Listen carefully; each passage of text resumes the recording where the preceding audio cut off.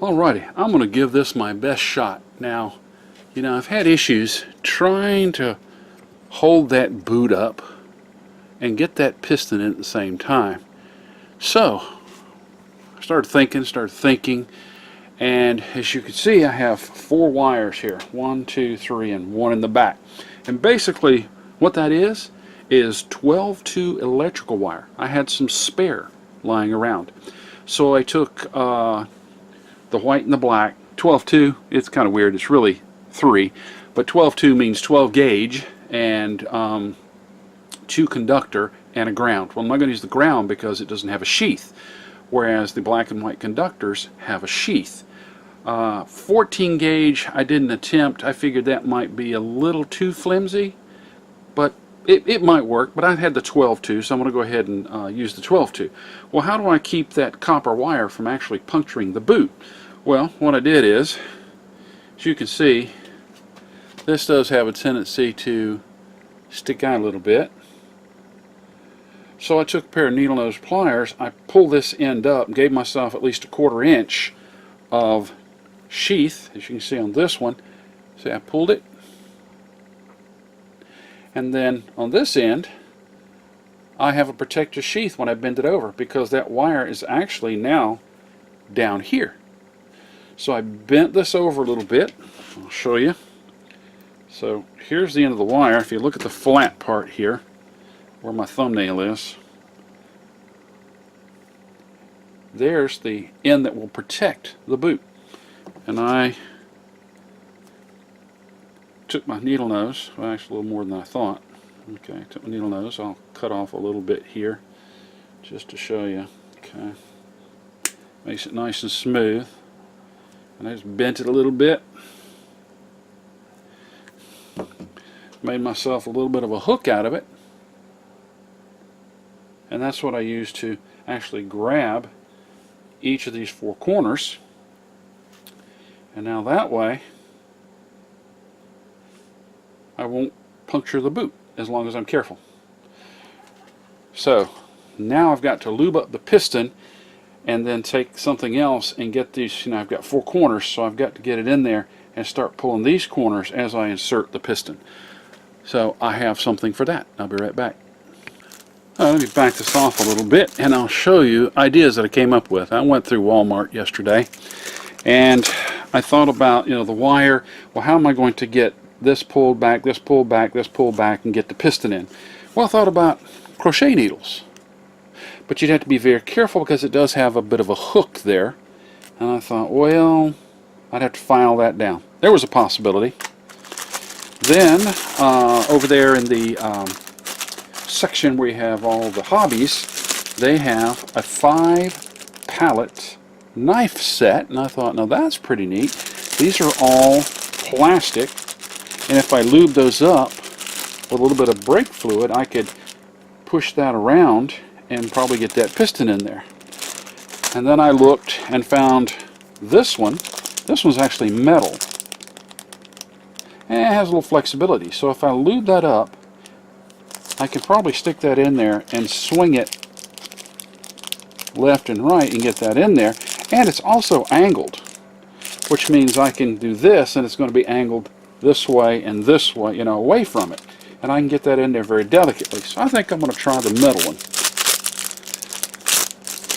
It's only a few bucks. As you can see, it's got a little bit of flexibility to it, and I can get it in there. I'll give it a shot. Get my arm out of the way. If I can get it on the piston, I can slide up and down the piston. Now I'm going to lube it up with brake fluid, of course. I don't want to scratch anything. I'm going to go ahead and put the piston in there, and we'll see if this works. I've already lubed the piston up. Put some grease. I think I'll put some more grease on it just to make it extra slick. A little more brake fluid. I'm going to set it right down in there. And let's see if I can Get that there. Push it to the side. Okay, I got one side there. Slide it down. Push it to the side. Oops. Well, what's a thought? Let's get on this back side. Again, this will fit down and guide itself along those wires. I have a little trouble seeing there. Okay, so I'm going to push that way. This way. And slide it over. I may not get it on the first time. So you watch me struggle here.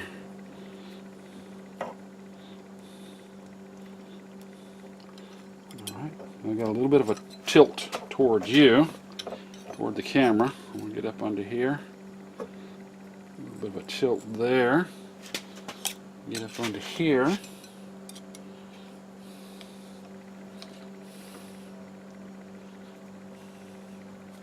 Maybe push this piston down.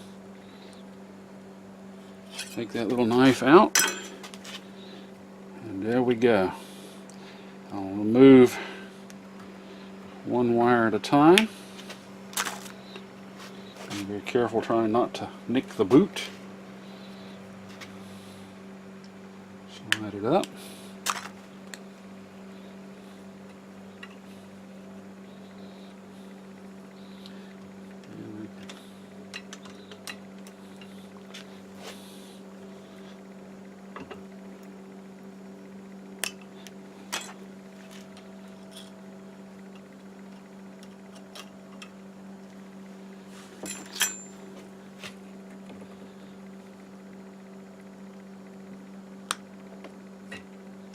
Okay, now I believe I have it.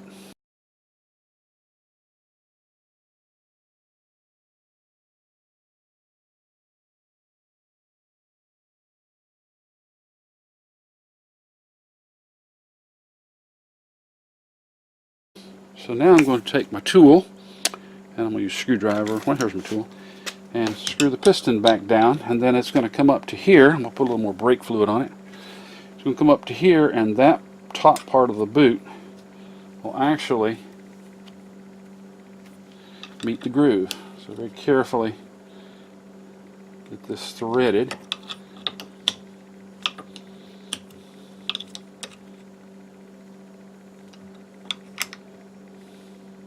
Okay, let's move it very smoothly.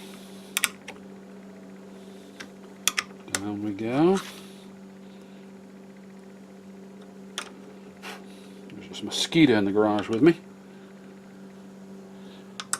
hogging my camera time. Okay, there we go. You might have heard that, but it kind of popped into place. Let's go down a little further.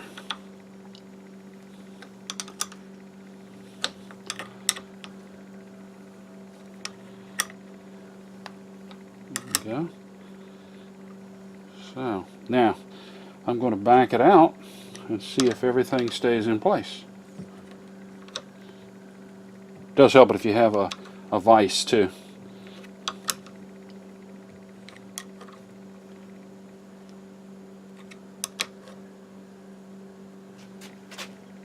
And so far these look pretty good. Didn't want to use that pick because I punctured that first seal.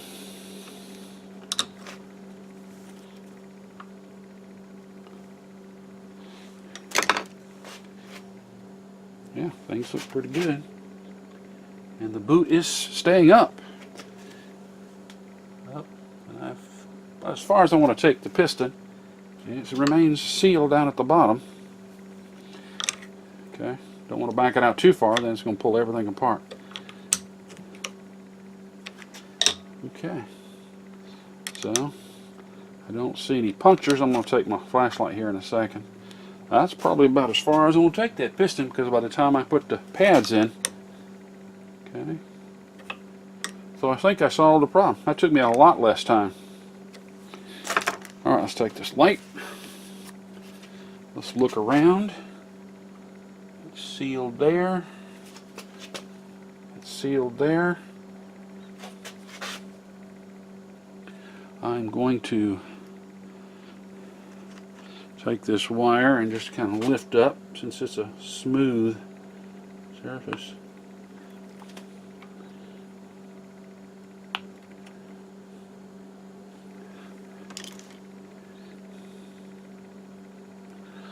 Alright, let me find something smooth, and I'm going to make double sure.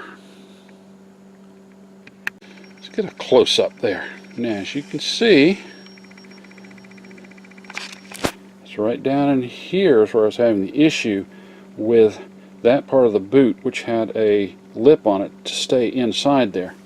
As you can see, that's the bellows, and as the piston travels up, that bellows will stretch. It also stays in this groove here too. That's why I went ahead and decided to go ahead and change this out.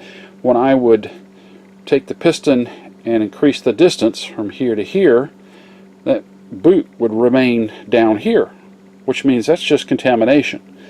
So again, you know, that was with the whole mechanism out of the car, but I wouldn't be able to tell once I put it back on the car how much of that would be exposed. All I know was it was boggy, it was soft, and it would not stay in the groove here. That I did not like at all.